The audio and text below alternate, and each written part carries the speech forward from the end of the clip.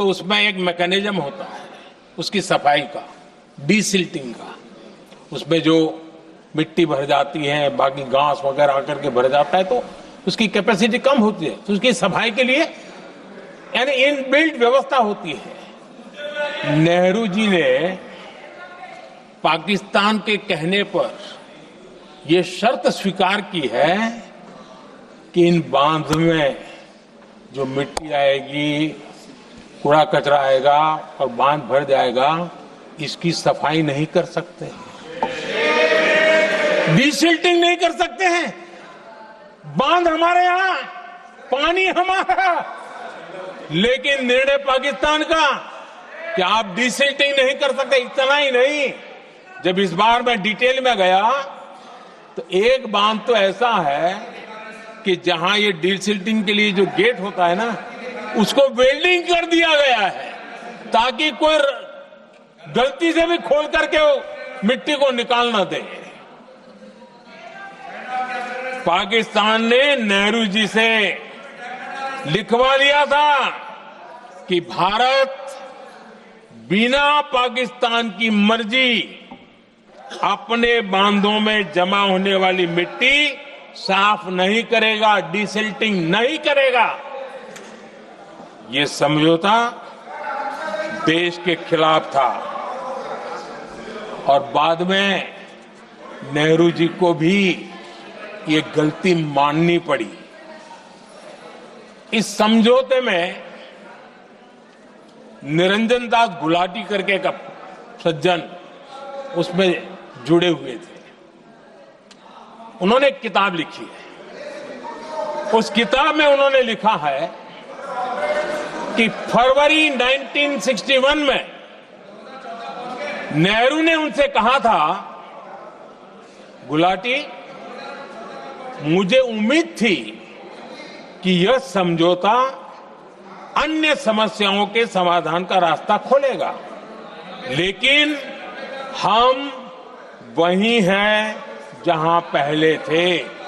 ये नेहरू जी ने कहा।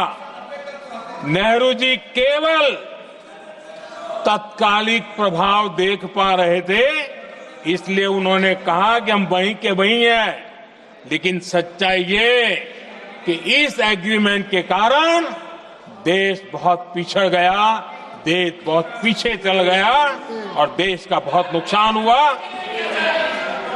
हमारे किसानों को नुकसान हुआ, हमारी खेती को नुकसान हुआ। और नेहरू जी उस डिप्लोमेसी को जानते थे जिसमें किसान का कोई वजूद ही नहीं था। यह हाल करके रखा था उन्होंने। आदरणीय अध्यक्ष जी, पाकिस्तान आगे दशकों तक भारत के साथ युद्ध और छद्म युद्ध, प्रॉक्सी वॉर करता ही रहा, लेकिन कांग्रेस की सरकारों ने बाद में भी सिंधु जल समझौते की तरफ देखा तक नहीं, नेहरू जी की गलती को सुधारा तक नहीं। आदरणीय अध्यक्ष जी, लेकिन अब भारत ने पुरानी गलती को सुधारा है, ठोस निर्णय लिया है। भारत ने नेहरू जी द्वारा किए गई बहुत बड़ी ब्लंडर, सिंधु जल समझौते को देश हित में, किसानों के हित में एबेंस में रख दिया है। देश का अहित करने वाला ये समझौता अब इस रूप में आगे नहीं चल सकता। भारत ने तय कर दिया है, खून और पानी साथ साथ नहीं बह सकते।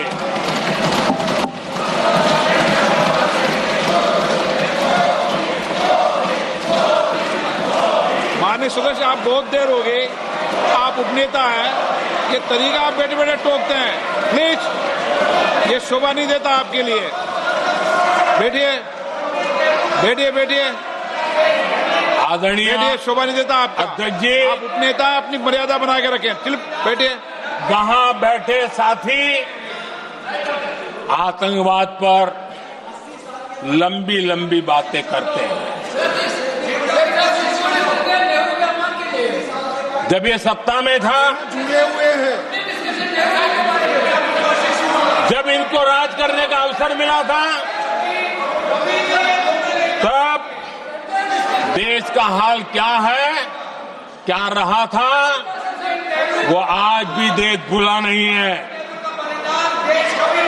2014 से पहले देश में असुरक्षा का जो माहौल था, अगर वो आज याद भी करे ना, तो लोग सिहर जाते हैं। आदरणीय अध्यक्ष जी, हम सबको याद है, जो नई पीढ़ी के बच्चे हैं उनको पता नहीं है, हम सबको पता है। हर जगह पर अनाउंसमेंट होता था, रेलवे स्टेशन पर जाओ, बस स्टैंड पर जाओ, एयरपोर्ट पर जाओ, बाजार में जाओ, मंदिर में जाओ, कहीं पर भी जाओ, जहां भी भीड़ होती है, कोई भी लावारिस चीज दिखे छूना मत, पुलिस को तुरंत जानकारी देना, वो बम हो सकता है। हम 2014 तक यही सुनते आए थे, ये हालात करके रखा था।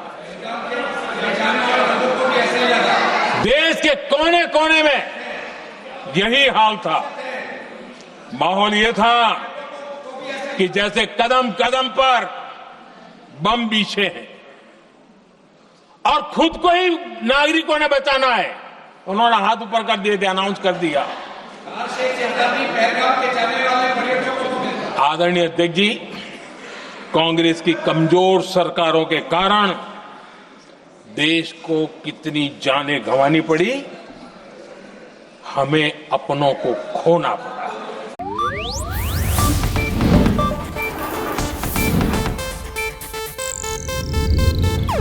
ಇದು ಏಷ್ಯಾನೆಟ್ ನ್ಯೂಸ್ ನೆಟ್ವರ್ಕ್ ಪ್ರಸ್ತುತಿ.